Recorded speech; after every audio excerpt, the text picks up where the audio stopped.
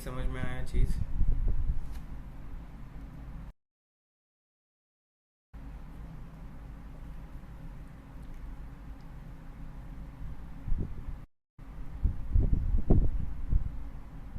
चलो ठीक है, स्टार्ट करते हैं आज का टॉपिक, वेंडर मास्टर। ठीक है, मास्टर डेटा का दूसरा पॉइंट है vendor master.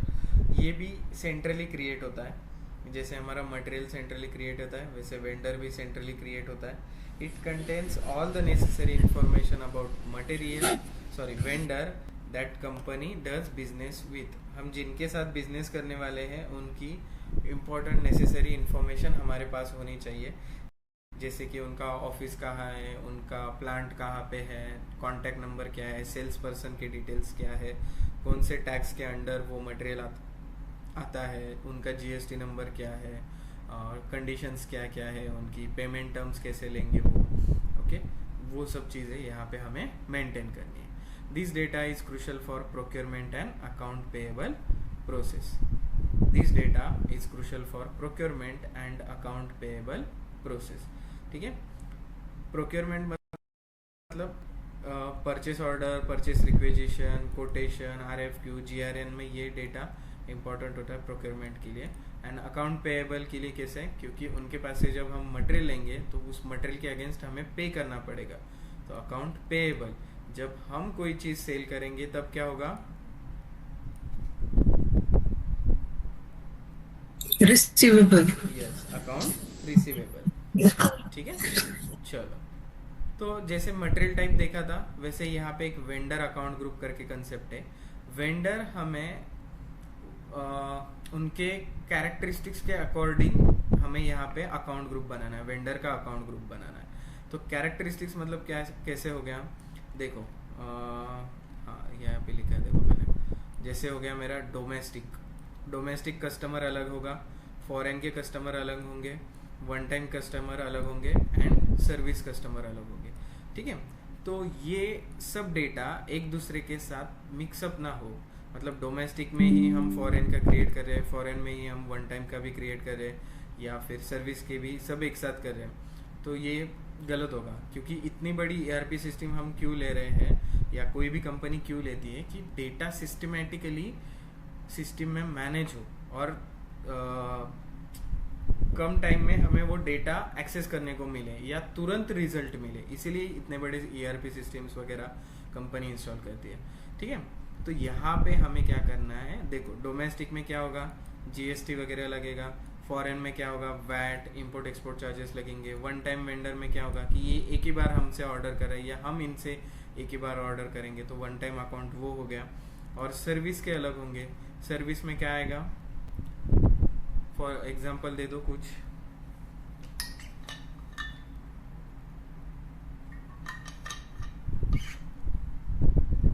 Maintenance and all. Yes, maintenance, machine servicing, CCTV, housekeeping, security, और क्या होता है ऑफिस में। ठीक है, इतने, तो उसके वेंडर्स अलग होंगे। ठीक है, तो यहाँ पे वेंडर अकाउंट ग्रुप हम बनाएंगे। ठीक है, तो मोस्टली हम 4 तरीके के बना सकते हैं, 4 नहीं 5 हो सकता है। वन टाइम डोमेस्टिक का भी होता है और वन टाइम फॉरेन का भी होता है। ठीक है, तो create vendor account group OB-D3। ये वाला मैं पॉज कर देता हूँ, हमारा ऑनलाइन सिस्टम है ना।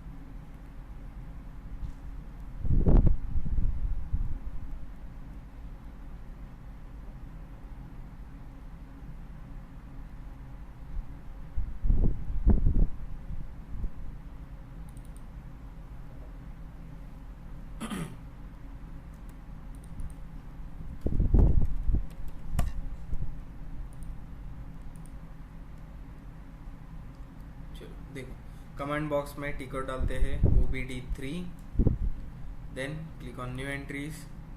Account group 4 digit alphanumeric alphabets number से आप कुछ भी बना सकते हो। देखो यहाँ पे नंबर से भी बनाया ठीक है, अल्फ़ाबेट्स का भी यूज़ किया है।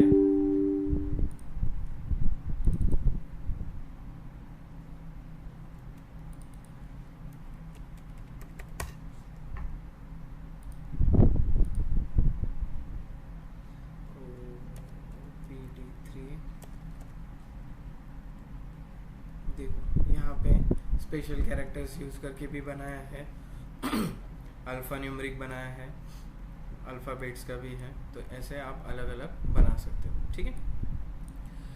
न्यू एंट्रीज करो, यहाँ पे मैं डालता हूँ GVG डालता हूँ मैं, ठीक है। ग्रेस डोमेस्टिक कस्टमर ग्रुप, अभी कस्टमर पूरा नहीं आएगा तो यहाँ पे मैं C डाल दिया, ठीक है, एंटर। सेम आप फॉरेन बना सकते हो, सेम सर्विस का भी बना सकते हो, लेकिन वन टाइम अकाउंट ग्रुप जब भी बनाओगे, डोमेस्टिक का बनाओ फॉरेन का बनाओ, ये चेक बॉक्स मार्क करना मत भूलना। जब भी आप वन टाइम अकाउंट ग्रुप बनाओगे, ये चेक बॉक्स मार्क करना मत भूलना, ठीक है। ये चेक बॉक्स मस्ट है वन टाइम के लिए, ओके। एंटर एंड सर हाँ बोलिए। ये वन टाइम आइडेंटिफाई करना मतलब कि अगर मैंने वन टाइम किया तो क्या उसे दूसरी बार ट्रांजैक्शन नहीं कर सकता किसी तरह का, ऐसा है क्या? यस, वो वेंडर दूसरी बार यूज नहीं होगा, या फिर वहाँ पे वार्निंग और एरर्स आते हैं। सो अगर रिक्वायरमेंट हो फिर से तो हाँ, तो फिर उसकी सेटिंग्स चेंज करनी पड़ती है फिर, या फिर उसको उसके पास से आप जनरली लेना चाहते हो तो उसको यहाँ पे इस अकाउंट ग्रुप में कन्वर्ट कर दो। उसके लिए भी यहाँ पे एक ट्रांजैक्शन है, उसको अकाउंट ग्रुप चेंज कर सकते हैं हम, उसका दूसरे अकाउंट ग्रुप में डाल सकते हो। सो जैसे मैंने यहाँ पे डोमेस्टिक बनाया है, वैसे आप फॉरेन सर्विस वन टाइम सभी अकाउंट ग्रुप बना सकते हो, लेकिन वन टाइम अकाउंट ग्रुप के लिए आपको ये चेक बॉक्स मार्क करना बहुत ज़रूरी है, ठीक है। वन टाइम का वेंडर वन टाइम ही यूज़ कर सकते हो आप। सेकेंड, यहाँ पे हमें नंबर रेंज मेंटेन करना है, ठीक है, XK N1। ये ट्रांजैक्शन बहुत इंपॉर्टेंट है, सब लोग ध्यान से देखेंगे। चेंज इंटरवल्स, पेंसिल आइकॉन वाले चेंज इंटरवल्स पे आना है आपको।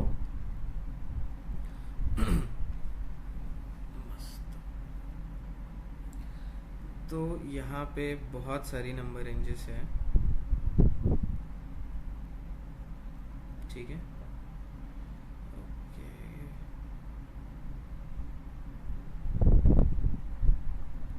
दो मिनट दीजिए मुझे।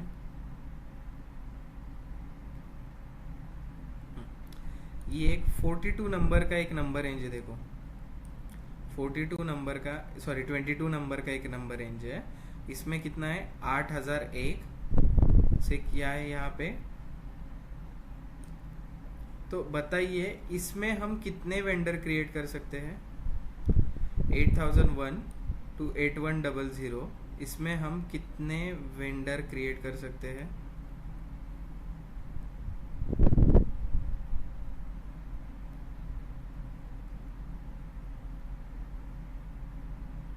हेलो, जो इनका डिफरेंस रहेगा वो होगा सर मे बी, yes, जैसे इट्स 8001 सो 81 है तो 99। यस, 1 भी काउंट होता है मैम, ओके, 100 होंगे, ओके या ठीक है। जी। और NR स्टेटस मतलब क्या हो गया, करंट अभी इन्होंने इतने बनाए हैं, मतलब कितने, 5 बनाए, तो और कितने बन सकते हैं इसमें, इस नंबर रेंज में 95। Yes, okay. सो यहाँ पे जो जिनके पास ऑनलाइन सिस्टम है वहाँ पे नंबर रेंज का बहुत इशू आएगा आपको। मैं अभी ध्यान से कुछ चीज़ें बताऊंगा, वो सुनना अच्छे से, नहीं समझ में आया तो बताना, मैं रिपीट तो करूँगा 2-3 बार। लेकिन देखो जैसे ये वाली नंबर रेंज है, ठीक है, अभी आपके पास यहाँ पे फ्री नंबर्स तो नहीं दिखाई दे रहे, देखो ऑलमोस्ट सब नंबर यहाँ पे इस्तेमाल किए हुए हैं, ये देखो जिनका एनआर स्टेटस 0 है ना, वो नंबर रेंज मतलब किसी ने यूज नहीं किया, तो ये आप खुद ले सकते हो। किसी का माइक चालू है, प्लीज म्यूट कर दीजिए। ये जिनका एनआर स्टेटस 0 है, वहाँ पे क्या होता है, वो नंबर रेंज स्टार्ट ही नहीं हुई है, ठीक है, वो आप ले सकते हो, या उसको डिलीट करके उसका नंबर कॉपी करके आप खुद के बना सकते हो, ठीक है। या फिर यहाँ पे क्या कर सकते हो, देखो यहाँ पे क्या है, 13,999, ठीक है, और फिलहाल कितने क्रिएट किए इन्होंने, 29। तो हम यहाँ पे क्या कर सकते हैं, इसको थोड़ा चेंज कर देंगे, इन 999 है ना, इसको थोड़ा चेंज कर देंगे। इसको क्या करेंगे हम, 19 है ना, यहाँ पे इसको 100 कर देते हैं, ठीक है। मतलब इनके लिए भी नंबर बच जाएंगे। मैंने क्या किया देखो ध्यान से,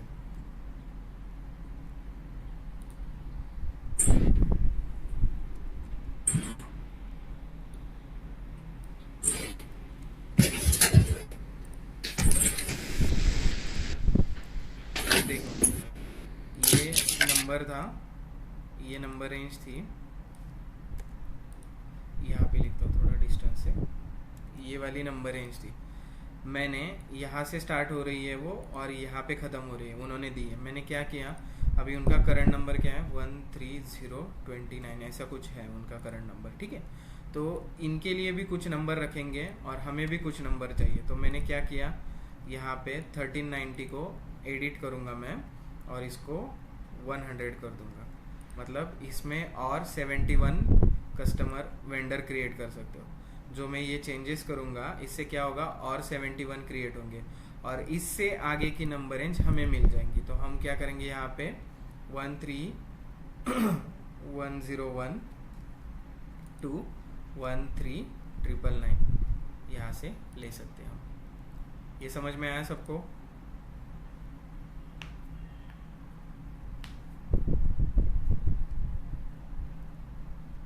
मैंने जो ऑलरेडी एग्जिस्टिंग नंबर रेंज थी उसको थोड़ा सा कम किया और हमारे लिए ले लिया, ठीक है। आपको भी ऐसा ही करना है। देखो जैसे यहाँ पे 3000 है, 3100 है, ठीक है। तो आप यहाँ पे इसको क्या कर सकते हो, इसको 3050 कर सकते हो, और उससे आगे के नंबर 51 से 3100 तक आपको मिल जाएंगे। फिर आप क्या कर सकते हो, देखो इसको मैं एंटर सेव करता हूँ, ठीक है। जो चेंजेस मैंने किए, ये नंबर रेंज मैंने छोटी कर दी। यहाँ पे इंसर्ट लाइन करना है, यहाँ पे इंटरवल नंबर यूनिक देना है, जो ऑलरेडी सिस्टम में नहीं है ऐसा देना है। तो मैं GR करके देखता हूँ, और यहाँ पे मैं वो नंबर डाल दूँगा, सॉरी ये नहीं था वो, 30512310, ठीक है। एक मिनट, थोड़ा लैग हो गया, 2 मिनट दीजिए।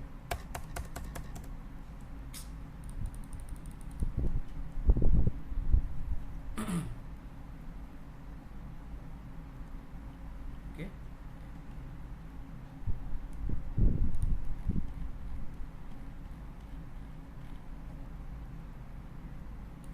क्रिएट हो गए हमारी नंबर रेंज। ये समझ में आया सबको?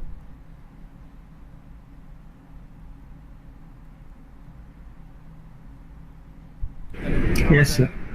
हाँ, किसी को डाउट है क्या नंबर रेंज में?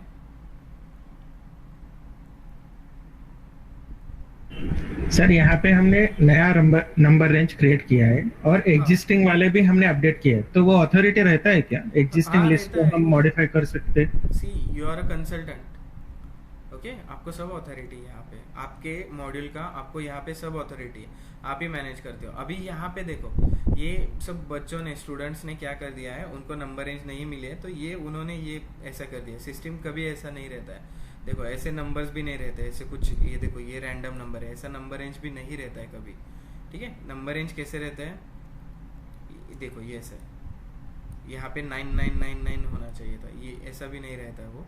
मैं एक स्टैंडर्ड नंबर रेंज बताता हूँ, लेकिन यहाँ पे प्रैक्टिस के दौरान है ना, वही होता है, स्टूडेंट्स कुछ भी क्रिएट कर लेते हैं तो उसके, हाँ ये देखो ये के ओ करके ना ऐसा नंबर रेंज होना चाहिए जनरली, ठीक है। तो आपको यहाँ पे फ्री इंटरवल्स नहीं मिले तो आपको क्या करना है, देखो जैसे ये वीएम है 6000 to 7000, करंट नंबर क्या है 609, तो यहाँ पे क्या करना है आपको 2 नंबर में इनको थोड़े नंबर्स रखने हैं, तो यहाँ पे क्या कर दीजिए 6020, ओके। इनके लिए इतने नंबर काफ़ी है और इससे आगे का खुद ले लो। सर हम्म, जैसे आप बोल रहे हो स्टूडेंट ने कर लिया है और यहाँ पे ऑलरेडी डेटा पहले से बना हुआ है, तो क्या ये अगर मैंने भी अपने ऑनलाइन सिस्टम में कुछ किया है तो ये सबको दिखता है क्या? मतलब जैसे आपके पास वो हाँ आईडी है। हाँ सबको दिखेगा। क्योंकि सर क्या किया है ना, मैंने बहुत सारे ट्रांजेक्शन में सारे सेलेक्ट ऑल करके डिलीट कर दिया है, फिर एक नया बनाया है, तो क्या उन सामने वाले को डिलीट हो गया होगा? हाँ जिसने डिलीट किया है वो सब समझ में आता है। देखो जो भी एक्टिविटी आप सिस्टम में करोगे सब समझ में आएगा, जो भी क्रिएशन क्योंकि मैंने बहुत डिलीट किया है सर उधर, जो भी मैं बना। प्रैक्टिस सर्वर पे क्या? हाँ हाँ, मैंने डायरेक्ट नहीं, करके डिलीट कर दे रहा था मैं। नहीं नहीं नहीं, गलती से भी करना नहीं, ऐसे नहीं करना, गलती से नहीं करना, ठीक है। प्रैक्टिस सर्वर में हर कोई प्रैक्टिस कर रहा है, उनका डेटा डिलीट हो जाता है ना तो बहुत टाइम लगता है, ठीक है, ये गलत बात है। सभी का डेटा मत डिलीट कीजिए। देखो यहाँ पे कुछ भी क्रिएट करोगे आप, ओके, तो उसमें हर इसमें यूज़र आईडी दिखता है, ओके, ये देखो हर चीज़ में यूज़र आईडी दिखता है, किस अकाउंट से डिलीट हुआ वो भी ट्रैक कर सकते हो।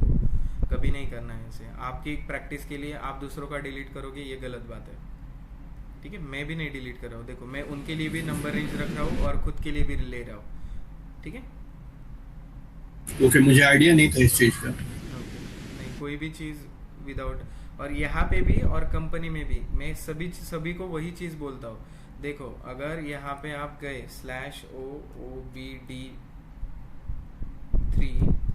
यहाँ पे गए, ठीक है, अगर मान लीजिए आपको ये 0001 नंबर चाहिए, मैं न्यू एंट्रीज कर रहा हूँ, यहाँ पे मैंने डाल दिया ये चाहिए था मुझे, ठीक है, यहाँ पे कुछ ऐसा डाल देता हूँ मैं, और ये नहीं है, ओके, ये नंबर अवेलेबल नहीं है, तो आप क्या करोगे कि इसको चेंज कर दो, ना कि ये डिलीट कर दो, ठीक है। और कंपनी सिस्टम में बहुत सारा स्टैंडर्ड डेटा होता है, और ऑफिस में भी गलती से भी कोई भी चीज़ डिलीट मत करो, जिसने डिलीट किया वो सब ट्रैक होता है। आप कभी मिल गए तो आपके अगेंस्ट PIP भी इशू हो सकता है, ठीक है, वार्निंग भी इशू होती है। SAP सिस्टम में कोई चीज़ ऐसे मत करो, ऑफिस हो या ये प्रॅक्टिस सर्वर हो, ठीक आहे। चलो सगळ्यांना कळालंय का हे नंबर रेंज कशी क्रिएट करायची? सॉरी, सबको समझ में आया?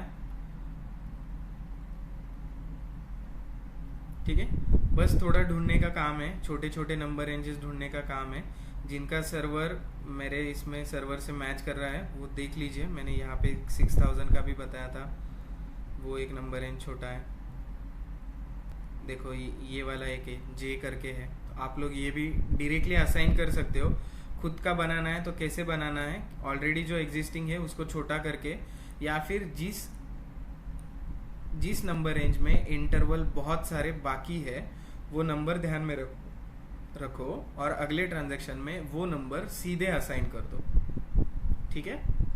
अगर खुद का नहीं बनाना है, ऑलरेडी एक नंबर रेंज है जिसमें बहुत सारे इंटरवल्स बाकी है, तो वो नंबर ध्यान में रखिए, क्या नाम है J, ठीक है। अगला ट्रांजैक्शन है हमारा OBAS, इसमें क्या करना है, जो नंबर रेंज हमने फाइनलाइज की है उसको इस ट्रांजैक्शन के साथ असाइन करना है।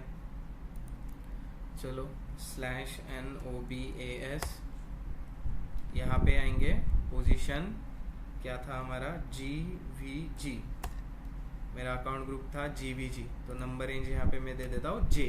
पता होगा तो टाइप कर दो, नहीं तो ड्रॉप डाउन से जाके ढूंढ लीजिए और उसको डबल क्लिक कीजिए। हमारी GR सेव हो गई क्या? नहीं, ठीक है, J देखो मिल गए, सेव कर दो। अभी हम जो भी कस्टमर यहाँ पे बनाएंगे, सॉरी वेंडर, उसको उस नंबर रेंज के बिटवीन जो भी नंबर्स अवेलेबल होंगे वहाँ से नंबर रेंज आएंगे। और एक चीज़ ध्यान से सुनो, अलग अलग अकाउंट ग्रुप के लिए अलग अलग नंबर रेंजेस असाइन करना है आपको। एक ही नंबर रेंज असाइन नहीं करना। एक ही नंबर रेंज अगर आपने असाइन कर दी तो अलग अकाउंट बनाने का कुछ फ़ायदा नहीं होगा। ये अलग अकाउंट ग्रुप क्यों बनाया? क्योंकि इससे इसकी और इसकी कैरेक्टरिस्टिक्स अलग है, इसकी नंबर रेंजेस भी अलग होने चाहिए, ताकि कंपनी में सबको पता चलता है, या जो भी परचेज डिपार्टमेंट में या जो भी डिपार्टमेंट में काम करे उन लोगों को पता चलता है। अच्छा 9949 नंबर है ना वेंडर का, मतलब वो डोमेस्टिक वेंडर है।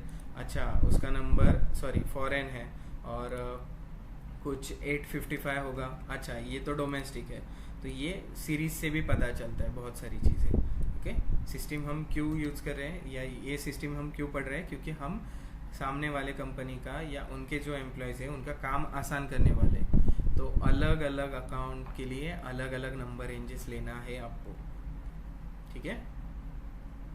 चलो पहले 3 ट्रांजैक्शन हो गए, बहुत इजी थे। पहले अकाउंट ग्रुप क्रिएट किया, फिर एक नंबर रेंज हमने फाइनल की। ऑलरेडी एग्जिस्टिंग भी दे सकते हो आप, या खुद की क्रिएट करनी है तो जो ऑलरेडी है उनके थोड़े नंबर्स छोटे कर दीजिए और देन इस ट्रांजैक्शन में आके असाइन कर दीजिए। अभी हम वेंडर क्रिएट करेंगे XK01। यस, अगर हमारे पास 4 ग्रुप है, जैसे आपने लिखा है डोमेस्टिक, इंटरनेशनल और एक कुछ और था और एक है वन टाइम का। सपोज मेरे पास नंबर सीरीज कम हो जाए, मतलब 1 to 10 मैं रखता हूँ डोमेस्टिक, 11 to 20 रखता हूँ इंटरनेशनल, 21 to 100, 21 to 30 रखता हूँ जो थर्ड वाला था, एंड वन टाइम के लिए है। बताइए पहले। अगर बीच में मेरा वेंडर काउंट बढ़ता है, कोई बात नहीं, नंबर रेंज बड़े लेते हैं हमेशा। कंपनी में कभी इतने छोटे नंबर रेंजेस नहीं लेते हैं।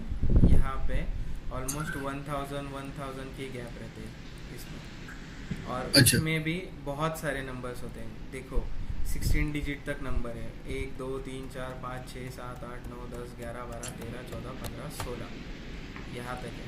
इतने तो कोई भी नहीं क्रिएट करता, और कोई कंपनी में इतने हो भी नहीं सकते, ठीक है। इतनी नंबर रेंजेस अवेलेबल होती है SAP सिस्टम में। सो इसमें से आप कुछ भी ले सकते हो, या फिर एक्सटर्नल का भी ऑप्शन है, वो मैं बाद में बताऊंगा आपको, ठीक है। कंपनी में हमेशा बड़े बड़े नंबर रेंजेस लिए जाते हैं, जो मैंने अभी बताया था XKN1 में कैसे नंबर रेंज होना चाहिए। जैसे मैंने लिया है 9000 to 10000, 1000 का गैप है, जो मैंने अभी असाइन किया है वो इसीलिए किया है वो असाइन, ठीक है। XK01, यहाँ पे कंपनी कोड डालना है, वेंडर नंबर नहीं डालना है यहाँ पे, अभी हमने क्रिएट नहीं किया। कंपनी कोड क्या है? GRC, परचेसिंग ऑर्गेनाइजेशन GRPO, और अकाउंट ग्रुप GVG जो अभी हमने बनाया। एंटर कर दीजिए। ओके 2 मिनट, प्रोसेस हो रहा है, नॉट रिस्पॉन्डिंग।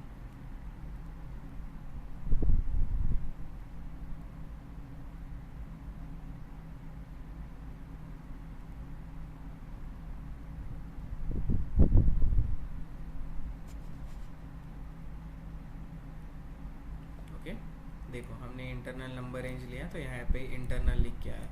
जब मैं सेव करूँगा तो उस नंबर रेंज से अगला जो नंबर होगा वो यहाँ पे आ जाएगा, ठीक है।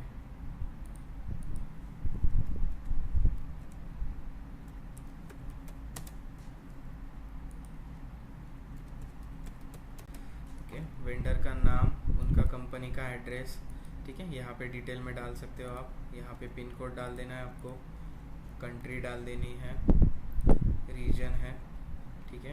उनका फ़ोन नंबर यहाँ पे डाल सकते हो, मेल एड्रेस यहाँ पे डाल सकते हो। पहला है एड्रेस विंडो, यहाँ पे सब बेसिक डेटा आप डाल सकते हो, ठीक है। देन एंटर करना है, तो यहाँ पे हो गई कंट्रोल की विंडो। अभी देखिए वेंडर का जो डेटा है वो 3 हिस्सों में बंटता है। वेंडर मास्टर जो डेटा है 3 हिस्सों में बंटता है, ओके। एक general data, company code data and purchasing data. General data, company code data, purchasing data. General data में एड्रेस आएगा, कंपनी कोड के विंडो में अभी दिखाता हूँ आपको। कंपनी कोड का डेटा फाइनेंस वाले एक तो हमें प्रोवाइड करते हैं, या फिर वो उनके साइड से वो डेटा फिल करते हैं। हमें फिल करने की ज़रूरत नहीं, या हमें देते हैं। हमें एज इट इज़ कौन से फील्ड में क्या चीज़ डालनी है वो हमें बता देते हैं। ठीक है, तो इस डेटा में देखो यहाँ पे tax number, GST number, VAT number, ये सारी चीज़ें यहाँ पे डालनी पड़ेगी। ये डेटा हमारे पास नहीं है, इसको स्किप करने के लिए एंटर करना है। अगेन पेमेंट ट्रांजैक्शन, ये भी डिटेल्स हमारे पास नहीं है, लेकिन आपको मैं यहाँ पे बता देता हूँ। कंट्री इंडिया, हमारी सबसे पसंदीदा बैंक, अकाउंट नंबर किसके नाम से है वो नाम डालना है। ठीक है, एंटर। ठीक है, ये उनके यहाँ के एम्प्लॉयज़ का नंबर वगैरह नाम आप डाल सकते हो। ओके, 3 विंडो स्किप करने के बाद यहाँ पे accounting information, accounting window open होती है। यहाँ पे हमें रिकन्सिलेशन अकाउंट डालना है। रिकन्सिलेशन अकाउंट मतलब जैसे हमने इनसे कोई मटेरियल खरीदी किया, जैसे उसके बाद हम जीआरएन करेंगे, जीआरएन के बाद ऑटोमेटिकली अकाउंटिंग एंट्रीज जनरेट होती है। वेंडर साइड से अकाउंटिंग एंट्रीज जनरेट होती है कि इतना अमाउंट हमें पे करना है, इतना मटेरियल हमें रिसीव हुआ है, तो वो अकाउंटिंग एंट्रीज इस रिकन्सिलेशन अकाउंट मतलब जीएल अकाउंट से होती है। ओके, तो ये हमें असाइन करना पड़ता है। The reconciliation account in GL accounting is the account which is updated parallel to the sub ledger account for normal posting, for example invoice और payment।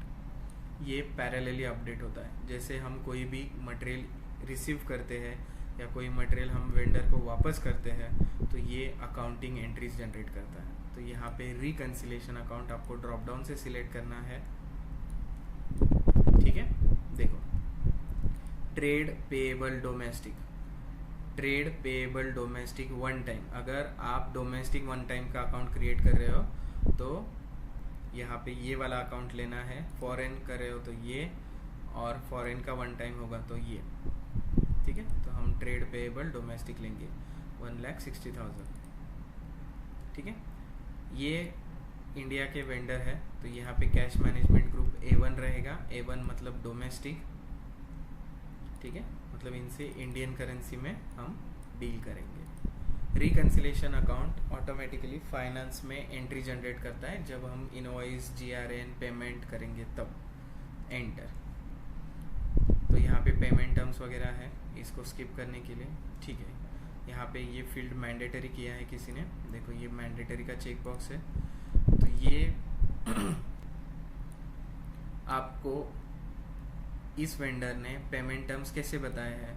ओके, अगर उन्होंने कहा है कि हमें इमीडिएट पेमेंट चाहिए, जब भी हम मटेरियल देंगे इमीडिएट पेमेंट चाहिए, तो ये ऑप्शन ले लीजिए। अगर उन्होंने हमें क्रेडिट पे मटेरियल दिया है, 14 डेज 30 डेज पे क्रेडिट पे मटेरियल दिया है, तो वो हमें कुछ ऐसा ऑफर देंगे।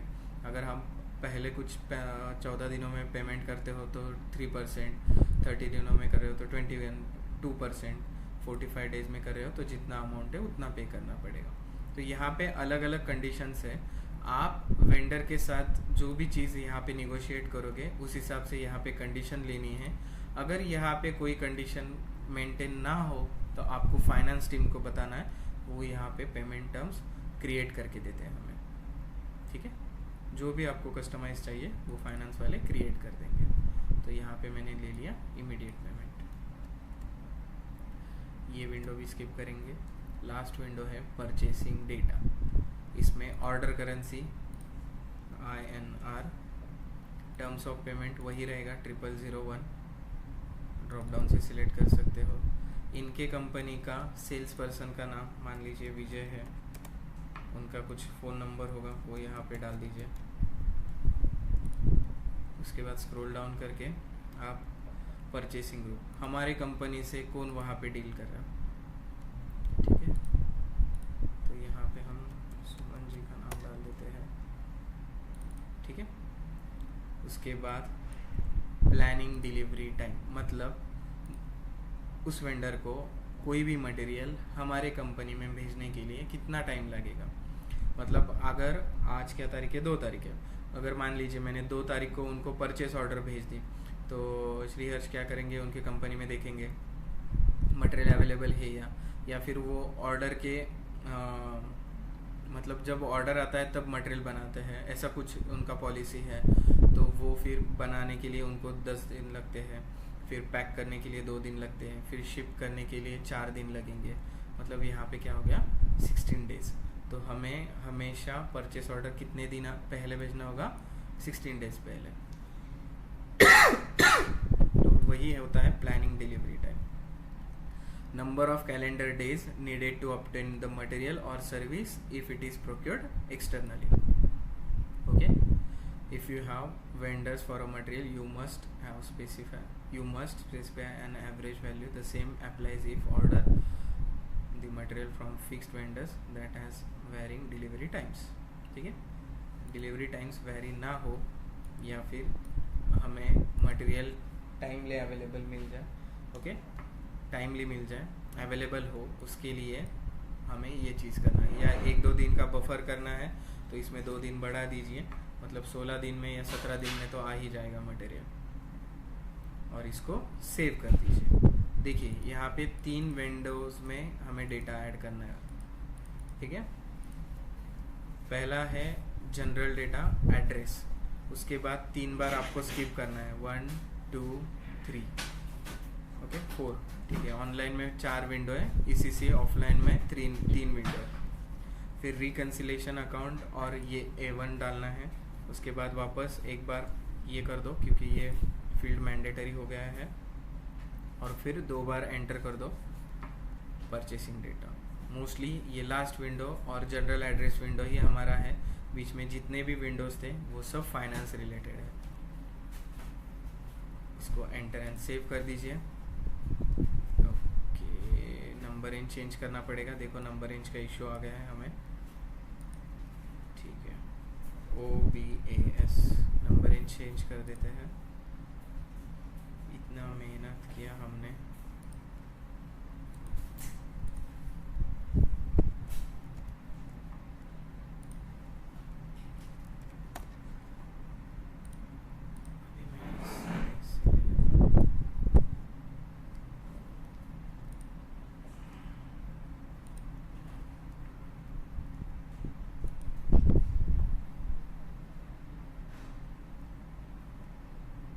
मैंने ये कम कर दी थी लेकिन नई क्रिएट नहीं की क्या?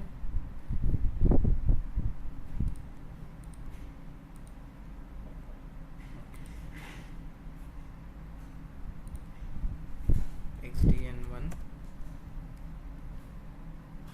Intervals, insert line, unique number दे दीजिए। यहाँ पे कुछ यूनिक नाम या नंबर दे दीजिए 30512 3100। इंटरवल ओवरलैप किसके साथ ओवरलैप हो रही है?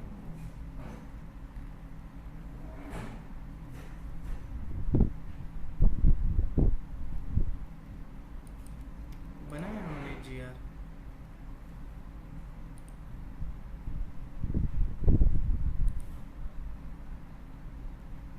ओके,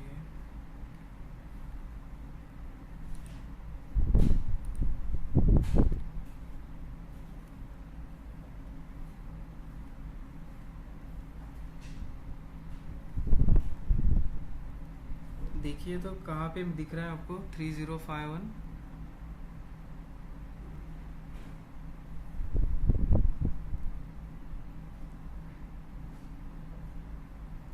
ये तो खत्म ही हो गई यहाँ पे।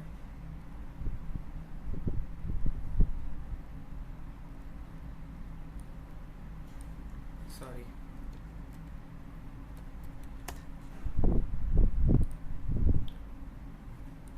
Sorry sorry.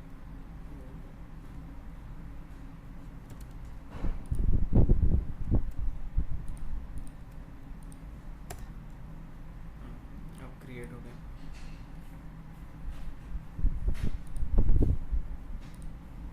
टी कोड गलत डाला था मैंने। GR क्रिएट हो गया।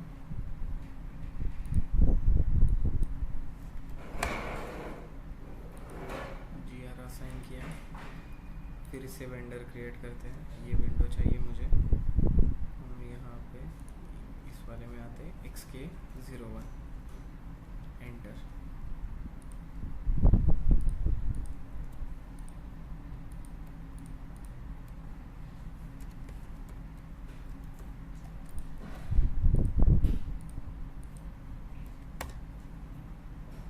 इसको स्किप करने के लिए 2 बार एंटर दबाइए।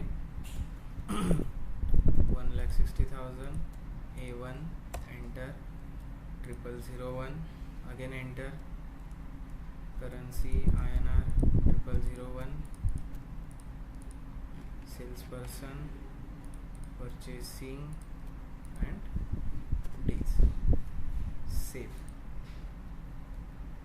देखो आ गया number 3051, customer number sorry vendor number यहाँ पे आ गया 3051।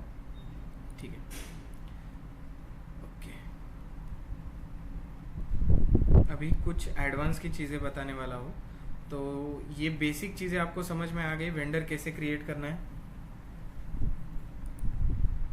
यहाँ तक किसी को कोई दिक्कत है पहले 4 ट्रांजैक्शन में? कोई सवाल है? No sir. ठीक है, अगर आपको कोई चेंजेस करने हो तो चेंज मोड में आना है और यहाँ पे वेंडर नंबर डालोगे, ये बेसिक डिटेल्स। और कौन से विंडो में, देखो मैंने कहा था 3 हिस्सों में बढ़ता है, general data, company code data, purchasing data. मुझे एड्रेस में चेंजेस करने हैं तो वो फील्ड सिलेक्ट कर लो या वो विंडो मार्क कर लो। देखो यहाँ पे मैंने मोबाइल नंबर नहीं डाला है तो यहाँ पे मैं मोबाइल नंबर डाल दूँगा कुछ। ठीक है, मेल एड्रेस नहीं डाला है तो मैं यहाँ पे मेल एड्रेस डालता हूँ।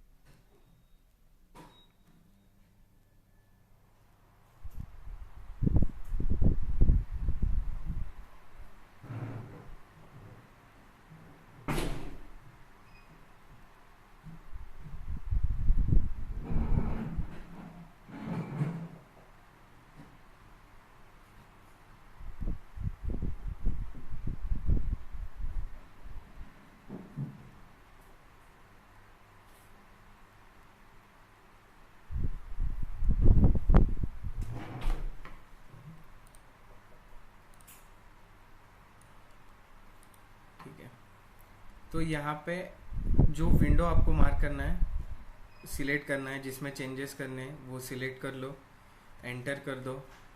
ठीक है, उसमें जो भी चेंजेस करने होंगे। अच्छा, ये भी लॉग आउट हो गया अभी।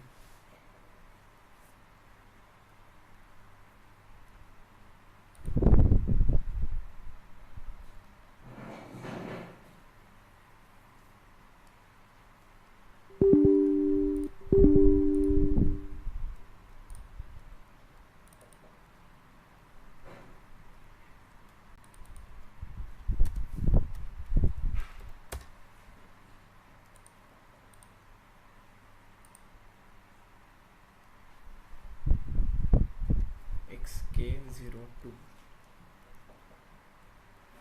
3051 GRC GRPO। एड्रेस विंडो मैंने सिलेक्ट कर दिया, एंटर कर दिया।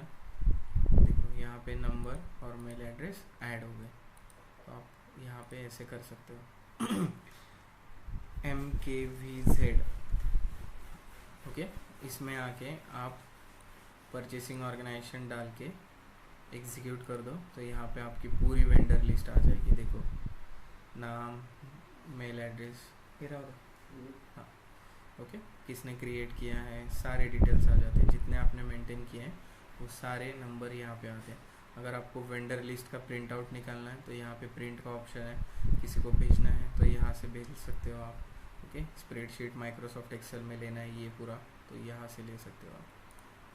तो ये हो गई बेसिक चीज़ें वेंडर मास्टर की। अभी कुछ एडवांस की चीज़ें हैं वो मैं बताऊंगा। अगर आपको बहुत सारी कंपनियों में क्या होता है कि उनको जो वेंडर नंबर्स आते हैं या जो चीज़ें होती हैं वो उस हिसाब से नहीं चाहिए होते हैं, उनको नाम के हिसाब से चाहिए होता है। ओके, उनको नंबर्स नहीं चाहिए होते, नाम चाहिए होता है। ठीक है, तो यहाँ पे वो लोग क्या करते हैं, ऐसी एक्सटर्नल नंबर रेंजेस बताते हैं। देखो A Z Z Z Z Z और एक्सटर्नल मार्क कर दिया। एक्सटर्नल मतलब यहाँ पे मैन्युअली नंबर डालना पड़ता है, क्या करना पड़ता है, मैन्युअली। देखो अगर ये नंबर रेंज मैं मेरे अकाउंट ग्रुप के लिए ले लूँ OBAS में,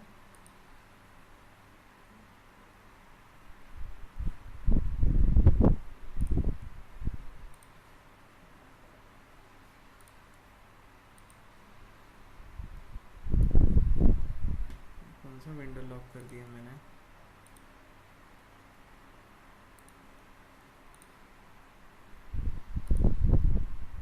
एक मिनट है, /OBAS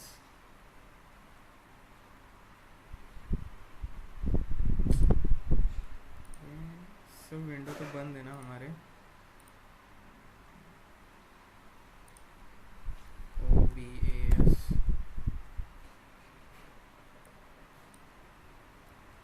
एक मिनट है,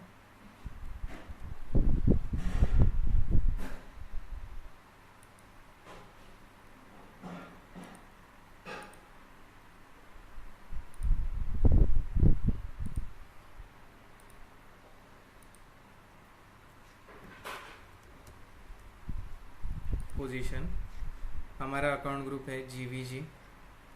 यहाँ पे हमने नंबर रेंज ली है GR, उसको हटा के हम एक एक्सटर्नल नंबर रेंज लेते हैं वो ऐसे भी हो सकती है या फिर आपको ये वाली रखनी है।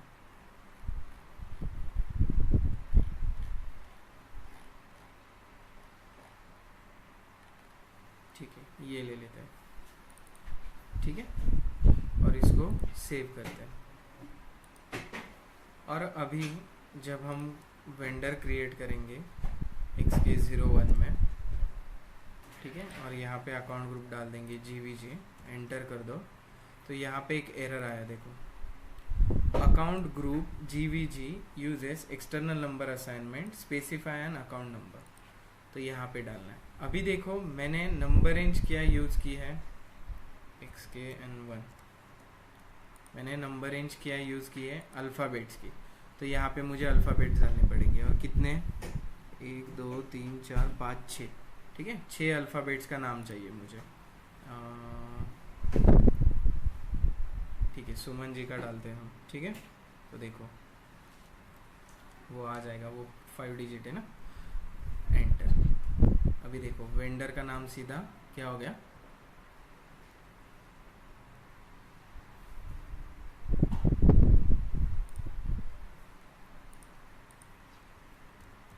ये समझ में आया सबको? सर ये तो फिर नंबर रेंज वाले से ठीक है, क्योंकि नंबर रेंज में मुझे काफी ज्यादा फाइंड आउट करना पड़ेगा कौन सा रेंज फ्री है। नहीं, बट ये सिर्फ डेमो सिस्टम में आपको दिक्कत आएगी वो नंबर रेंज की, क्योंकि नंबर रेंज डेमो सिस्टम में बहुत सारे स्टूडेंट्स प्रैक्टिस करते हैं। ये सर्वर मतलब हम क्या बोल सकते हैं, कॉमन सर्वर है ना, इसीलिए कंपनी में ऐसा नहीं होता है। ओके, लेकिन हर कंपनी की अलग अलग आदत होती है। बहुत सारे कंपनियों में ऐसा होता है, SM-112 ऐसे कस्टमर के नंबर होते हैं, या कुछ लॉजिक होता है उस चीज़ में। ओके, WWVV ऐसे कुछ होता है। हमारे एक पुराने कंपनी में भी ऐसे था, हम SM सीरीज़ यूज़ करते थे, SM312 ऐसे, तो हमें पता चलता था उससे, वो लॉजिक था उस कंपनी का। तो सर SM312 सॉरी मैं डिस्टर्ब कर रहा हूँ, SM312 आपने लिखा, इट मीन्स कि जब हम कोड क्रिएट करेंगे तो 2 अल्फ़ाबेट रहेगा और 3 नंबर्स रहेंगे, ऐसा क्या? हाँ, आप कुछ भी कर सकते हो नंबर रेंज में क्रिएट। यहाँ पे देखो, अगर आपको क्रिएट करना है तो यहाँ पे अगर इंसर्ट लाइन, अभी होगा नहीं वो, लेकिन आप ऐसे ले सकते हो। आपको कितने नंबर रेंज में कितने अल्फ़ाबेट्स रखने हैं, 3 रखने हैं, और नंबर्स कितने रखने हैं, आपको 3 रखने हैं। तो यहाँ पे AA कर दीजिए, ZZZ 3 3 3 ऐसा कर लीजिए, या नंबर्स 4 ले लीजिए। ओके, या नंबर 5 ले लीजिए, या फिर 3 से लेके 5 नंबर तक कर लीजिए, ये भी हो सकता है। यहाँ पे अल्फ़ाबेट भी बढ़ा दीजिए, ऐसे भी कर सकते हो आप। कुछ भी कर सकते हो। ओके, जस्ट उसका एक लॉजिक होना चाहिए, क्या चाहिए एग्जैक्टली, आपकी रिक्वायरमेंट क्लियर होनी चाहिए, फिर हम यहाँ पे ऐसे बना के दे सकते हैं। सुमन जी, सरनेम क्या है आपका? यहाँ पे ऑलरेडी सिस्टम में 2 सुमन है। कंबोज, KMBOJ। ओके, अभी नहीं एरर आएगा वो, ठीक है। Enter enter enter, reconciliation account, payment terms, enter, ठीक है। INR 0001,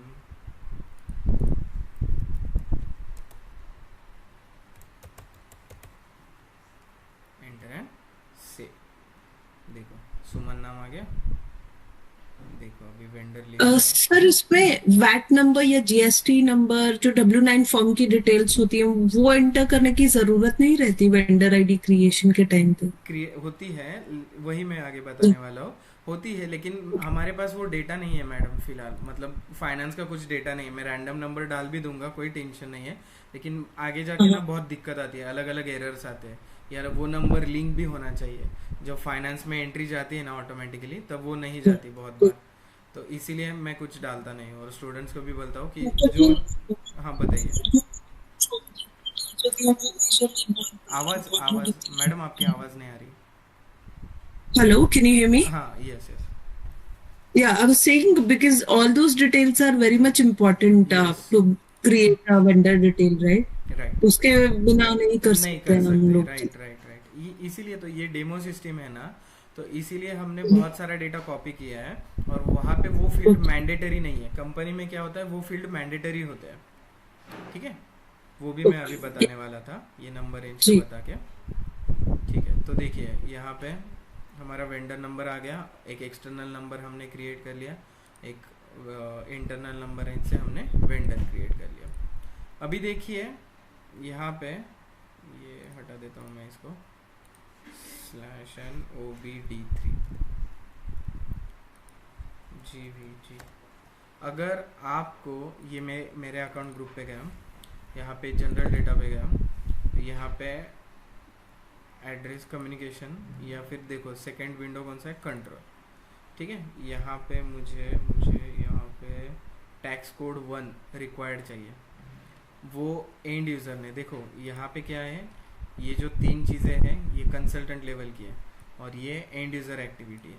तो आपका एंड यूज़र ने क्या क्या, आपके एंड यूज़र ने क्या क्या मैंडेटरी फील्ड मेंटेन करने चाहिए, या फिर उनके लिए उनको नहीं पता होगा तो उनके लिए क्या क्या मैंडेटरी फील्ड सेट करने हैं हमें, वो कहाँ से कर सकते हैं, अकाउंट ग्रुप सेटिंग से कर सकते हैं हम। देखो यहाँ पे 3 हिस्सों में बढ़ता है, तो उसमें जनरल डेटा में आइए, आपकी विंडो कौन सी है, कंट्रोल की है। तो रिक्वायर्ड मतलब क्या होगा कि वो अगर डिटेल्स नहीं डालोगे तो वो डेटा सेव ही नहीं होगा। ऑप्शनल मतलब क्या कि वो डाला या नहीं डाला तो भी चलेगा। सप्रेस मतलब क्या कि पूरा वो फील्ड ही चला जाएगा। और डिस्प्ले मतलब डिस्प्ले मोड में रहेगा। तो मैं अभी दिखाता हूँ आपको ये रिक्वायर्ड करके, और एड्रेस में सर्च टर्म में रिक्वायर्ड करता हूँ इसको, और इसको सेव करता हूँ मैं, ठीक है। और देखिए मैं फिर से टी कोड डालूँगा XK01, एंटर। अच्छा, इसका एक्सटर्नल नंबर रेंज ही है क्या?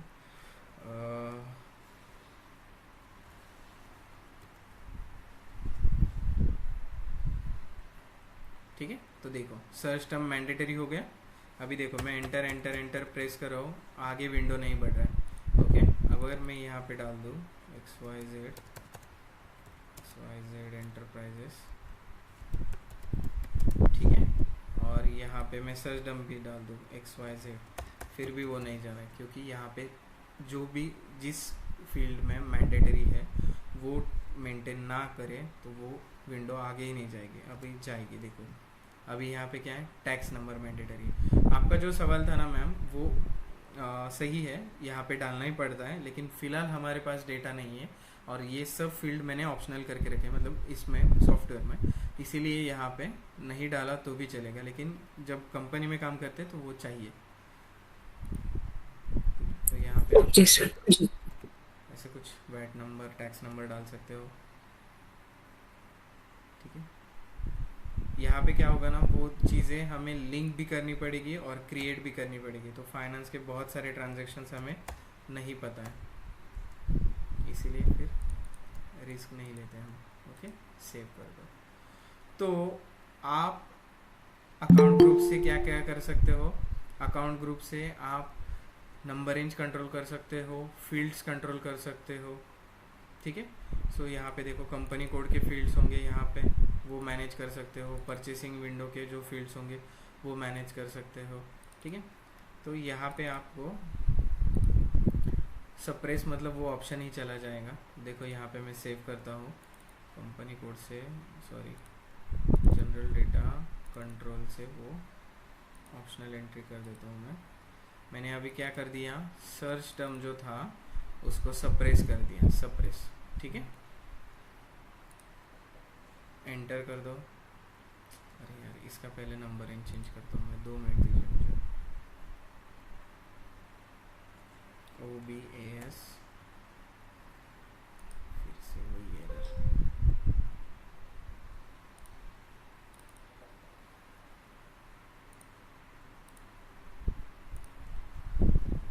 GVG GR था ना हमारा,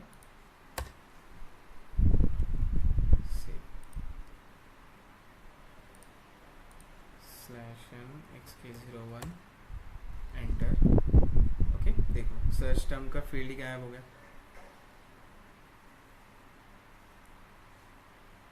क्लियर है सबको? Yes sir. आपको इंटरव्यू में क्वेश्चन आ सकता है अकाउंट ग्रुप्स क्या क्या कंट्रोल करता है, तो अकॉर्डिंग टू कैरेक्टरिस्टिक्स हम अलग अलग अकाउंट ग्रुप बना सकते हैं। ओके, वो नंबर रेंज कंट्रोल करता है, फील्ड्स कंट्रोल करता है, वो आप बता सकते हो, ठीक है। ओके, टॉपिक कंप्लीट हो गया।